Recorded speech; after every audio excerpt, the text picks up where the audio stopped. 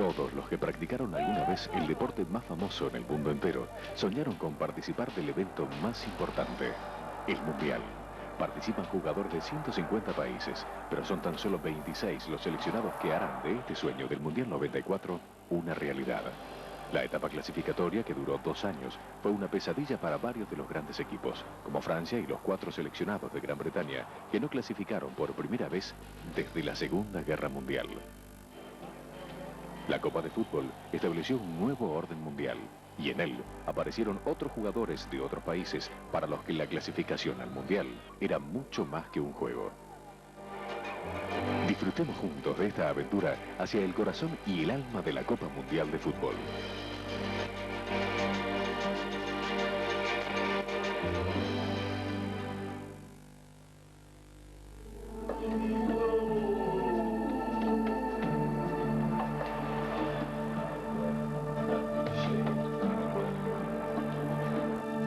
Zambia, al sur de África, un país rico en atracciones naturales, pero demasiado pobre para afrontar la mayoría de los deportes profesionales. El Mundial de Fútbol es uno de los eventos más importantes porque siempre hay lugar donde jugar al fútbol.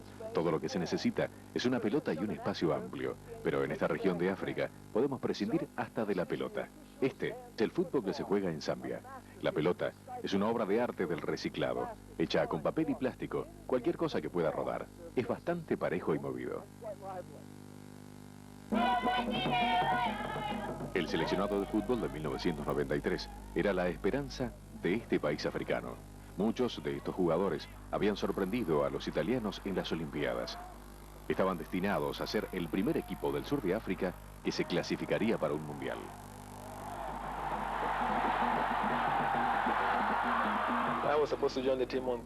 El capitán, Kalusha Bwalya, entre los partidos clasificatorios, estaba jugando en Europa y pensaba unirse a su equipo que se dirigía a su próximo partido clasificatorio en Senegal. Luego de la explosión, cayó al mar. Por motivos que aún se desconocen, el avión que transportaba al equipo de Zambia explotó en el aire y cayó al mar en la costa oeste, en Gabón. Los 30 jugadores, entrenadores y oficiales a bordo y el sueño de 8 millones de zambios desaparecieron en el avión. Creí que mis sueños habían muerto con los chicos. ¿A quiénes podíamos enviar ahora a cumplir el sueño de nuestros ídolos caídos?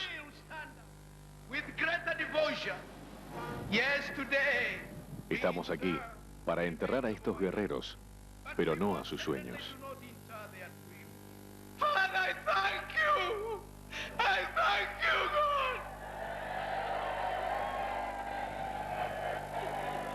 El dolor de Chiluba y el del país es demasiado grande.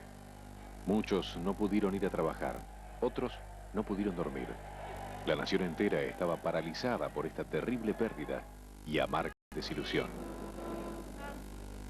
En el estadio de Lusaka, con un servicio fúnebre que se televisó a todo el país, quedó enterrado el equipo de los sueños en un cementerio al costado del estadio, en el que no habían perdido un solo partido en 5 años.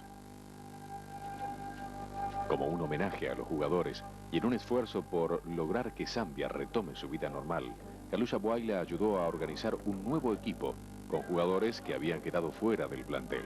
Los dirigentes del Mundial retrasaron los partidos clasificatorios 2 meses. El gobierno inglés donó los servicios de Jan Porterfield, un gran entrenador inglés de primera división. En el primer partido contra los veteranos mundialistas de Morocco, se sorprendieron a sí mismos y a toda África cuando luego de ir perdiendo lograron ganar 2-1 con goles de Kalusha y Johnson Bwalya. Déjenme presentarles a la selección. En las semanas posteriores, el relator de fútbol, Denis Lewewe, describió la resurrección del equipo y del país entero, reanimando las esperanzas de Zambia. Literalmente, buscamos a los muchachos en las calles y cuando empezaron a entrenar y a trotar, descubrimos que el espíritu estaba ahí. En el idioma de Zambia no existen términos como derrota. Del presidente para abajo, éramos una sola persona, sin partidos, sin diferencias triviales, sin religiones, éramos tan solo Zambia. Desde los sudafricanos, que no pudieran hacerles ningún gol, todos, incluyendo al presidente, empezaron a hablar nuevamente de ir al Mundial. Los chicos jugaron bien, sosteníamos nuestro sueño, el espíritu bien alto, y lo íbamos a lograr. Luego de dejar atrás estos dos partidos, la clasificación para el Mundial estaba al alcance de la mano, con tan solo ganar el último partido de locales contra Senegal y la revancha contra Morocco. Nos metemos el partido como si el mundo entero y la humanidad dependiera de ello. No nos vamos a rendir. Todos los estadios son tierra santa para alguien, pero quienes vienen a jugar al estadio de Lusaka deben cruzar esta tierra santa, el cementerio de quienes murieron en el accidente.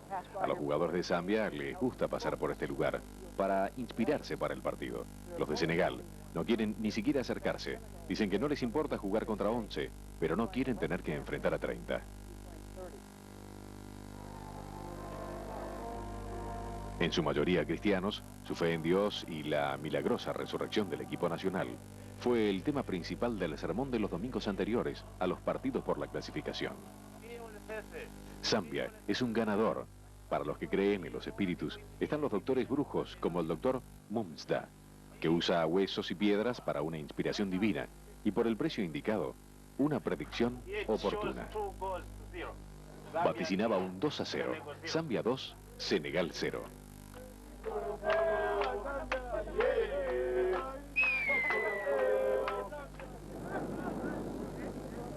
Para el partido contra Senegal, que se disputaría al atardecer, los hinchas comenzaron a llegar al estadio después del amanecer. El estadio de Lusaka no tiene plateas numeradas. El precio que se debe pagar por una buena ubicación es un largo día bajo el sol. Pero también llega temprano para rendir homenaje a su equipo de los sueños.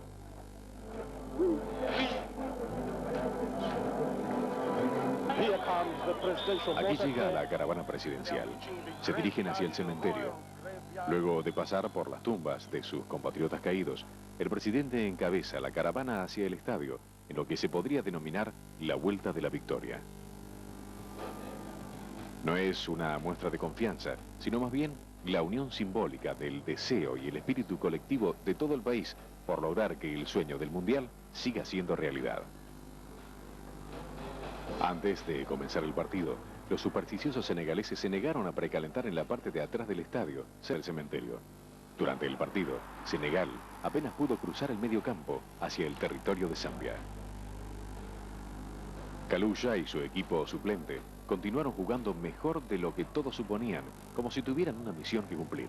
Zambia le ganaba a Senegal 4-0 y conseguía lo que ni el propio equipo de los sueños hubiera imaginado: cumplir el increíble deseo de jugar el Mundial de Fútbol.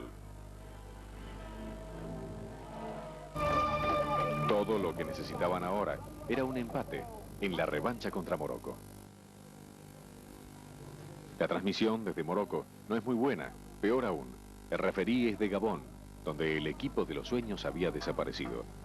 Este cuento de la Cenicienta terminó en problemas con el árbitro cuando Morocco marcó un punto en el minuto final, frustrando uno de los regresos más emotivos. Nunca nos entregaremos. El reportero gráfico, Denis Lewewe, encabeza la protesta en pedido de la reprogramación del partido. En Zambia, no es simplemente un dicho. Para ellos, la clasificación es un asunto de vida o muerte.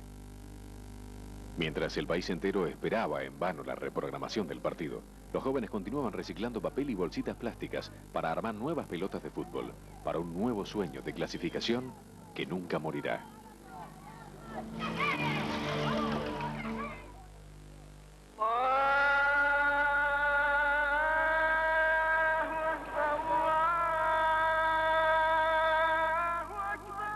Febrero de 1991. Mi primer viaje a Medio Oriente para cubrir lo que iba a ser la madre de todas las guerras. Pero a juzgar por la columna de tanques sauditas que observé en la línea iraquí, no había competencia alguna. Irak se rindió rápidamente ante los árabes, sin pelear. Desde entonces, un embargo los aisló del resto del mundo y del fútbol internacional. 2 años y medio más tarde, volvía a estas tierras para presenciar lo que dieron a conocer como la revancha, la madre de todos los partidos, Irak contra Arabia Saudita, en una cancha neutral, en Qatar, por la última ronda del torneo asiático de clasificación para el Mundial. Si el deporte pudiera trascender políticamente, esta sería una de esas oportunidades. Para Arabia Saudita e Irak, la guerra del Golfo es historia. Ahora, lo único que importa es lograr la clasificación al Mundial. Otra prueba que sustenta la diplomacia en el deporte. Irán también llegó a la final en Asia, y si logra ganarle a Irak, el enemigo de la guerra del Golfo, lograría llegar a la Meca. Corea del Norte y Corea del Sur, divididas por una zona desmilitarizada, compartirían el mismo campo para disputar la clasificación. Mientras los japoneses piensan en la geopolítica de la situación, para ellos es suficiente con sobrevivir para cumplir la promesa de la nueva potencia futbolística de Asia. En árabe, Islam significa paz. En este Medio Oriente tan volátil, el estado de Qatar, en el Golfo, es pacífico y apolítico como ningún otro en toda Asia.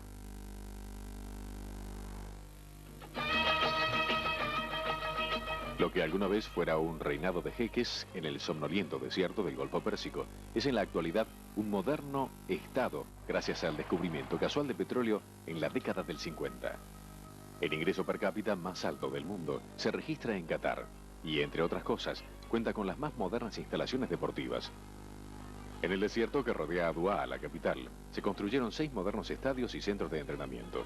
A pesar de su alto poder adquisitivo, Qatar está aún muy alejado de la mente y los oídos del resto del mundo. Este es exactamente el motivo por el cual los dirigentes del Mundial lo eligieron como sede del torneo de clasificación, para que la atención se centre únicamente en el fútbol. Muchísimos árabes volaron hacia esta oasis en el medio del desierto para aprender el juego que los ingleses introdujeron hace tan solo 30 años. El príncipe Walid bin Badir bin Saud, junto a la Asociación de Fútbol Saudí, no escatimaron esfuerzos en esta misión para clasificar al Mundial. Nuestro gobierno hizo un gran esfuerzo e invirtió mucho dinero para lograr que el equipo llegue hasta donde llegó. Los sauditas contrataron a un plantel de entrenadores brasileños para que les enseñe este estilo de juego mundialista. Contrataron charters para llevar a los cientos de miles de fanáticos que querían ver los partidos importantes. Prometieron a los jugadores premios como autos lujosos y relojes para incentivarlos en el partido contra Irak. No somos tan malos como la gente cree. El entrenador iraquí, Amo Baba, recibió una medalla de manos de Saddam Hussein por no haber suspendido un partido durante un ataque aéreo a Bagdad en la Guerra del Golfo. Los iraquíes adoran el fútbol, les gusta tanto que les dan todo lo que tienen a los jugadores, en especial al gobierno. Saddam Hussein puso a su hijo a cargo del equipo iraquí de fútbol. Incluye un entrenamiento intensivo en un campo secreto a orillas del Tigris, donde los jugadores nadan, corren para estar en forma para la revancha contra los enemigos de la Guerra del Golfo. Los representantes de Qatar, en ese torneo, gozan de la posibilidad exclusiva de relajar las tensiones políticas. Todos los equipos se hospedan en el mismo hotel, lo que genera algunas escenas fraternales que los respectivos gobiernos jamás hubieran podido imaginar.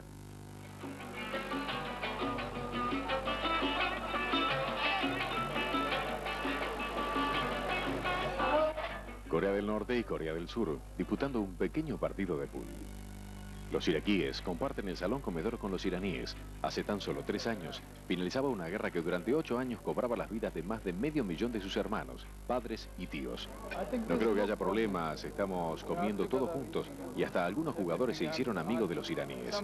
No tenemos problemas con los iraquíes porque somos hermanos, pero con la gente del gobierno, sí. Algunos de los buenos sentimientos quedaron olvidados en el hotel, cuando finalmente estos dos equipos se encontraron en el campo de juego. Un jugador de cada equipo fue expulsado y otros 2 amonestados por jugar fuerte. Estas 2 hinchadas, pequeñas pero vigorosas, fueron estratégicamente ubicadas a ambos extremos del estadio.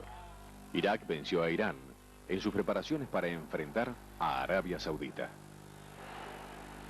Este partido tan esperado, programado para el atardecer entre Irak y Arabia Saudita, se demoró 15 minutos. Ni siquiera el más importante de los partidos de fútbol en la historia del Medio Oriente pudo interferir con el ritual diario de la oración vespertina, en una mezquita provisoria al costado del estadio. Debajo de esta vestimenta tradicional y de este temple musulmán, laten los corazones de estos fanáticos tan apasionadamente como los de cualquier otro, aún más apasionadamente si tenemos en cuenta que su religión no les permite beber alcohol. Irak Sin 3 de sus titulares expulsados en el partido contra Irán, igual se las arregló para jugar ofensivamente y marcar un gol en los 2 primeros minutos del partido. Los árabes lucharon para poder empatar el partido al final del primer tiempo y controlarlo en el segundo tiempo. Un penal a favor de Arabia en el final del segundo tiempo les aseguraba virtualmente la delantera, el partido y la invitación al Mundial. Inshallah, o si Dios quiere, como dicen los musulmanes.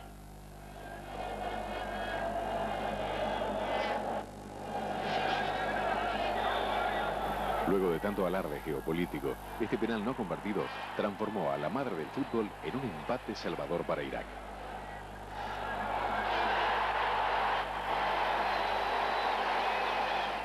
Corea del Norte y Corea del Sur dejaron de lado sus diferencias políticas en esta final, en la que Corea del Sur aspira a ocupar una de las 2 vacantes disponibles para los equipos de Asia. En un partido que tenían que ganar o ganar, los árabes ganaron, derrotaron a su otro némesis del Medio Oriente, Irán, asegurándose la entrada al Mundial. Luego de varios años de haberse acercado al triunfo para tener que dejarlo ir en las últimas etapas, los árabes finalmente demostraron que tiene habilidad y garra para ganar un partido, para ser parte de un Mundial, inshallah, si Dios quiere.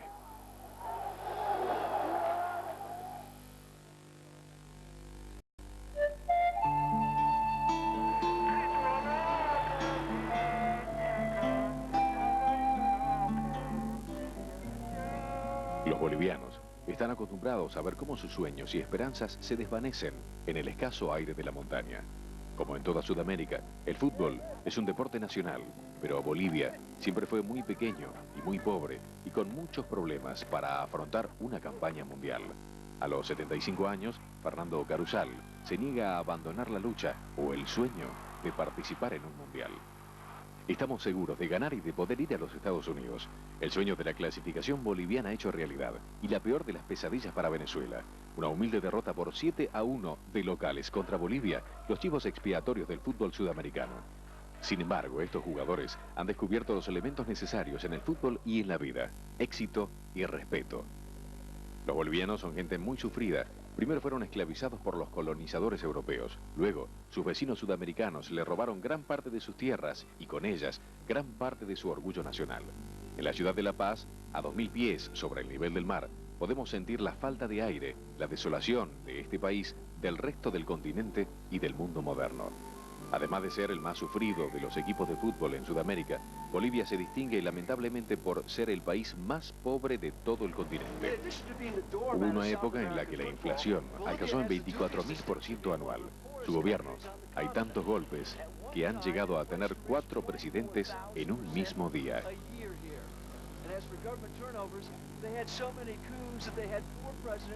Zamora, el anterior presidente, fue uno de los primeros elegidos democráticamente y le gustaba jugar al fútbol. Adoptó al seleccionado nacional como un símbolo de la nueva Bolivia y de sus esperanzas. Xavier Ascorgarta, entrenador del equipo, periodista y doctor y responsable de este milagro, llegó al país luego de haber estado en España hace menos de un año, en una misión, al mejor estilo Don Quijote, para lograr la clasificación del equipo boliviano. Pero lo que no sabía de este trabajo era que además tenía que rejuvenecer a toda una nación.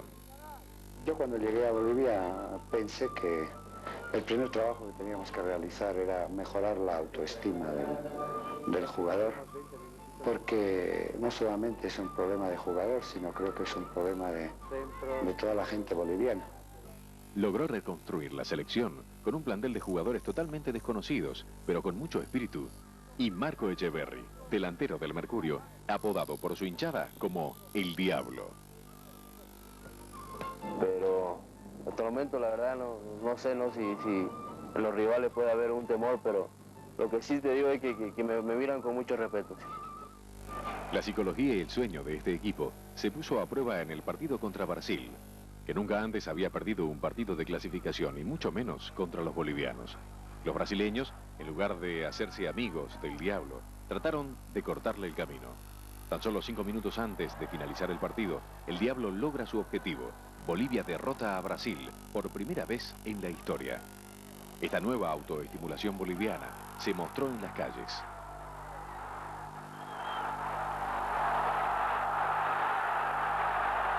El presidente Gonzalo Sánchez de Lozada estaba interesado en clasificar para este mundial, para poder introducir a esta Bolivia nueva en el mundo. Llegó el fútbol y fue el símbolo de un sentimiento de que las cosas iban a mejorar, ayudado por esta sensación y seguridad de que íbamos a lograrlo. La sorprendente inflación boliviana finalmente descendió a menos de 10%. El índice de crecimiento económico fue uno de los más altos en toda Sudamérica. Los presidentes elegidos democráticamente habían logrado estos grandes cambios. Ascor Garta, el periodista, comenzó a tener más difusión que el propio presidente. Hasta hubiera podido postularse a presidente.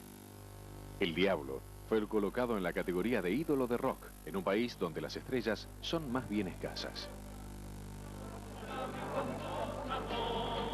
Los jóvenes bolivianos montaban guardias nocturnas en el hotel donde se hospedaba el Diablo durante todos los partidos por la clasificación.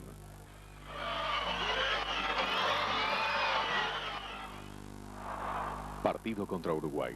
Nuevamente la autoestima lograba vencer, con 2 goles marcados por el Diablo. Los jugadores estaban viviendo un sueño que todos habían compartido desde que eran pequeños y aprendían a jugar en la academia. 3 de las 4 victorias fueron en cancha local, a 12.000 pies, en el poco aire que se respiraba en el estado de La Paz. Muchos dudaban que Bolivia pudiera cumplir con su sueño de ganar estos 3 partidos finales a nivel del mar. En el primer partido de revancha, los brasileños colocaron nuevamente a los bolivianos sobre la tierra, con una derrota espectacular por 6-0, dejando al Diablo fuera del partido en los primeros 10 minutos. A pesar de 2 derrotas sucesivas, cientos de bolivianos se acercaron a dar las bienvenidas a su equipo antes del último partido contra Ecuador. El entrenador, Ascor Garta, el periodista, hizo uso de su conocimiento para mantener la atención centrada en el futuro, más que en las derrotas pasadas. En este momento, el seleccionado es vida, vida para Bolivia. El presidente y su última visita al equipo, que según ya había admitido, desempeñaría un papel muy importante en el futuro del país. Les dije, si ganan, la victoria es de ustedes. Si pierden, la derrota es del país. Como la televisión es un objeto de lujo para la mayoría de los bolivianos, se pusieron algunas en los lugares públicos y el país entero se detuvo para poder mirar este partido que marcaba su destino. El primer gol lo marcó Bolivia y termina el primer tiempo. Pero Ecuador empata el partido 5 minutos antes de terminar el segundo tiempo. El país entero sostiene la respiración mientras los bolivianos aguantan el empate que los clasificaría para el Mundial. Y completan las lecciones del entrenador Ascor Garta sobre autoestima para el equipo y para todo el país. Luego de recorrer el mundo tratando de encontrar el corazón y el alma del fútbol, creo haberla encontrado en los países en donde el fútbol es mucho más que un simple partido, desde el estadio hasta la casa de gobierno, y en los que cumplir el sueño de clasificarse para el Mundial es casi tan importante como ganar el Mundial.